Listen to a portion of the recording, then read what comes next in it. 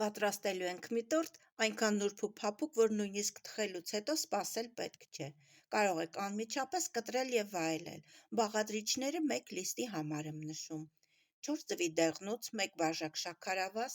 1 բաժակ թթվասեր, 150 գրամ սենյակային ջերմաստիճանի կարագ, սոդա 1 թեյի քթալ, քացախ 1 ճաշի գդալ,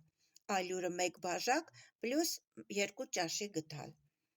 Հարում ենք ամբողջ զանգվածը, ստանում թթվասերից մի քիչ պինդ զանգված, տարածում ենք յուղաթղթի վրա, թխում։ Պատրաստի լիստը բաժանում եմ ես 2 մասի,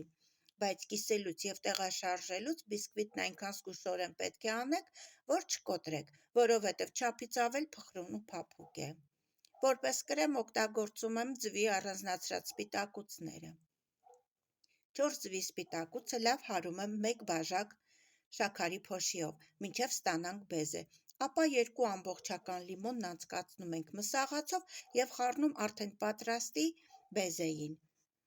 Մի անհանգստացեք, լիմոնի կեղևից դառնություն չի գալու, համը չի փոխվի։ Շատ աննշան կարող է հաջորդ օրը զգացվի, բայց հավատացեք, եթե փորձեք այս խմորեղենը, հաջորդ օրվան չի մնա։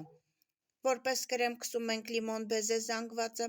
կողքերից նախօրոք կտրատած կտորները վերածում ենք փշուրների և պատում տորթի վերնամասն ու կողքերը։ Զարդարում ենք այնպես, ինչպես հարմար ենք գտնում։ Վայելեք։